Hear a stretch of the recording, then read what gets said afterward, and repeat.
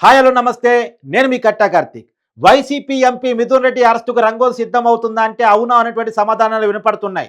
AP హైకోర్టులో మిథున్ రెడ్డి దాఖలు చేసుకున్నటువంటి ముందస్తు బెయిల్ పిటిషన్‌ని హైకోర్టు డిస్మిస్ చేయటం వల్ల ఇప్పుడు సిట్ ఏదైతే మద్యం కుంభకోణాన్ని దర్యాప్తు చేస్తున్నటువంటి స్పెషల్ దర్యాప్తు బృందం ఏదైతే ఉందో అది మిథున్ రెడ్డిని అరెస్టు చేయబోతుంది అనేటువంటి వార్తలు ఏపీ రాజకీయాల్లో షికార్లు కొడతా ఉన్నాయి.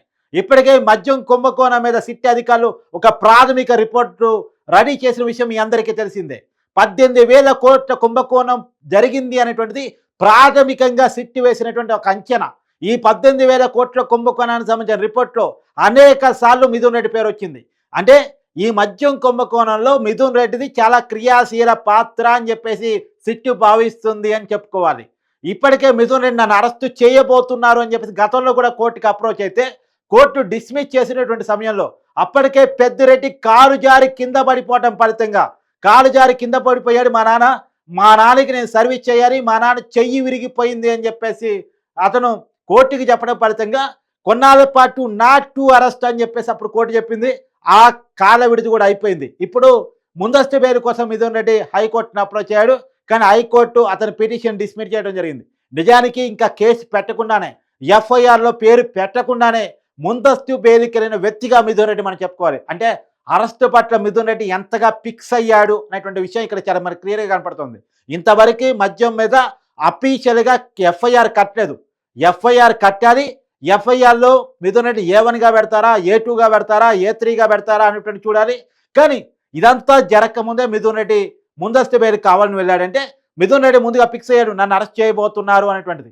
అందుకనే మొన్న కూడా వాళ్ళ తండ్రి కారు జారి కింద పడ్డాడా, మిథున్ రెడ్డి అరెస్టుని కొద్దిగా తాత్కాలికంగా వాయిదా వేయించడం కోసం జారి పడ్డాడా అనేటువంటి అనుమానాలు కూడా పెద్ద ఎత్తున ఏపీ రాజకీయాల్లో సోషల్ మీడియాలో జరిగిన చర్చ ఇది.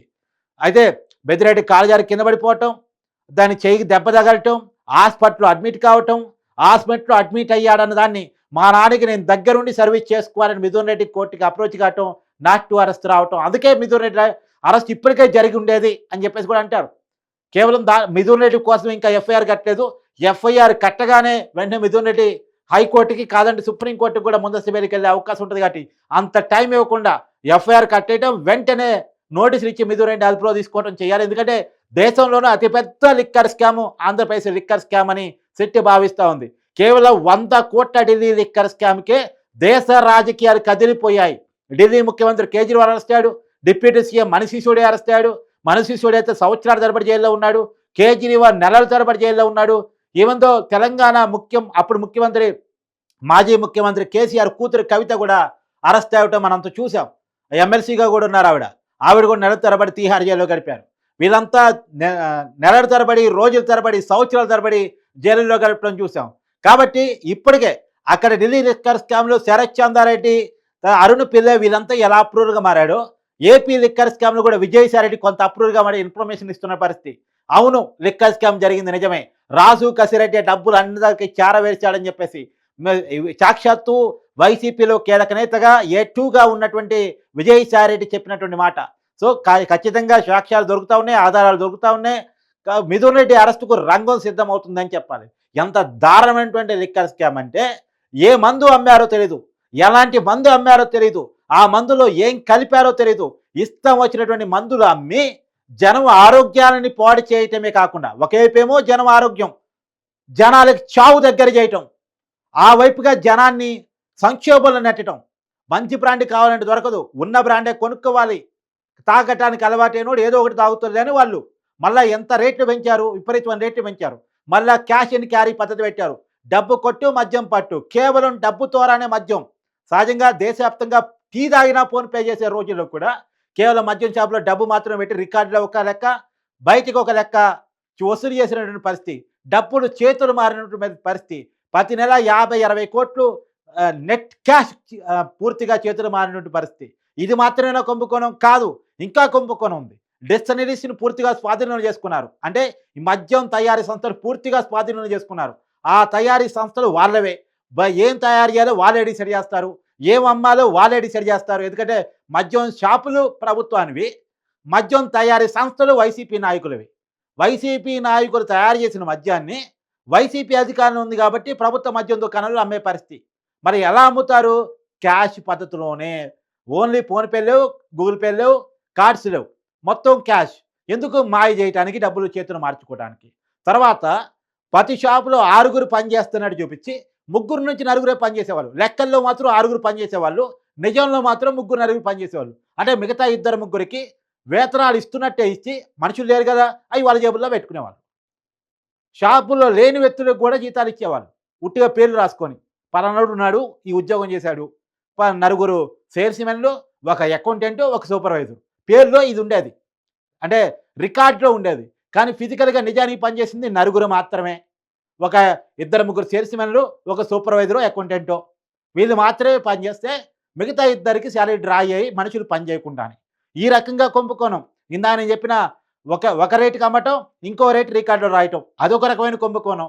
తర్వాత మద్యం కంపెనీలు వాళ్ళవే. ఆ మద్యమే వాళ్ళది. అదొక రకమైన కుంభకోణం. మళ్ళా ఇంకో కుంభకోణం ఏంది?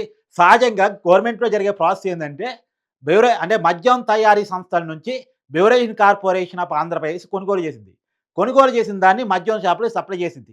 ఎందుకు బెవరేజ్ కార్పొరేషన్ మధ్యలో ఉంటది అంటే, బెవరేజ్ కార్పొరేషన్ డబ్బులు ఎక్కువ లాగిద్ది. అంటే ప్రభుత్వం ఆదాయం రావడం కోసం, మద్యాన్ని ఆదాయం కోవటం వీళ్ళు ₹16కే, అంటే ₹100 మద్యాన్ని ₹16కే బెవరేజ్ కార్పొరేషన్ ఈ మద్యం తయారీ సంస్థ నుంచి కొనిద్ది. ₹84 ట్యాక్స్‌లు కలిపి ₹100కి మద్యం షాపులకి అమ్మేది. ₹100కి మనం కొనుక్కొని తాగుతాం. 101కో, 102కో ఈ మద్యం షాప్‌లో రూపాయి, ₹2 లాభం చూసుకొని మనకు అమ్మేస్తా ఉంటారు. కానీ ఇక్కడ బెవరేజ్ కార్పొరేషన్ స్కిప్ చేసి చాలా మద్యాన్ని డైరెక్ట్‌గా మద్యం షాపులో, ఎందుకంటే గవర్నమెంట్ మద్యం షాపులే కదా! డైరెక్ట్ గవర్నమెంటు వైసీపీ నాయకులు తయారు చేసే మద్యం తయారీ సంస్థలకు ఆర్డర్ ఇచ్చేవి. ఎంతకు ఆర్డర్ ఇచ్చేవి? ₹100 మద్యం ₹16కే కొనాలి. కానీ ₹100కి కొనేవాళ్ళు.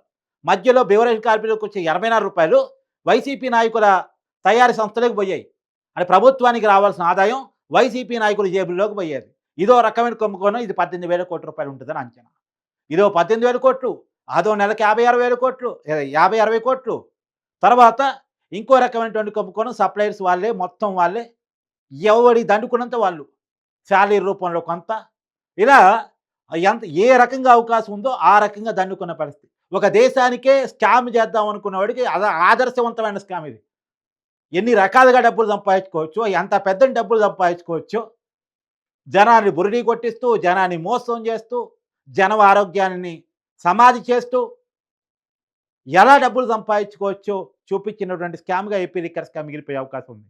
నిజంగా ఏపీ లిక్కర్ స్కామ్ గనక బయటికి మొత్తంగా వస్తే, ప్రాపర్‌గా వీళ్ళు ఎంక్వైరీ చేసి అన్ని విషయాలు గనక బయట తీసుకొస్తే, ప్రజలకి నిజాలు గనక తెలియజేస్తే, అది వైసీపీ రాజకీయ ఉనికికే చాలా పెద్ద ప్రమాదమైనటువంటి స్కామ్‌గా మారిపోయే అవకాశం ఉంటది. ఆ కేసులో మిథున్ రెడ్డి అరెస్ట్ అవుతాడనేటువంటి ప్రచారం ఖచ్చితంగా పెద్ద ఎత్తున జరుగుతా ఉంది. మరి ఎప్పుడు అరెస్ట్ కాబోతున్నాడంటే చూడాలి. హైకోర్టు అయితే ఈ కేసులో ముందస్తు బెయిల్ ఇవ్వలేదు. రాబోయే కాలంలో ఈ కేసులో కోర్టులు బెయిల్ ఇచ్చే అవకాశం కూడా ఉంది. ఎందుకంటే చాలా పెద్ద స్కామ్‌గా ఇది చెప్పబడతా ఉంది. ఎంక్వైరీ సంస్థలు ఏ మేరకు విచారణ చేస్తాయి, ఏ మేరకు ఆధారాలు సంపాదిస్తాయి, ఏ మేరకు కోర్టుల ముందు పెడతాయి అనే దాన్ని బట్టి ఆధారపడి ఉంటది గానీ, ఏ మేరకు వాదిస్తాయనే దాన్ని బట్టి ఆధారపడి ఉంటది గానీ, ఈ స్కామ్ అయితే చాలా పెద్ద స్కాము అనేటువంటిది ఏపీ రాజకీయాల్లో జరుగుతున్నటువంటి చర్చ. ఇది దాదాపు 18,000 ప్రాథమిక అంచనా ఉందంటే, 1,00,000 వరకు వెళ్ళే అవకాశం ఉందా అనేటువంటిది కూడా చూడాల్సిన పరిస్థితి కనపడతా ఉంది.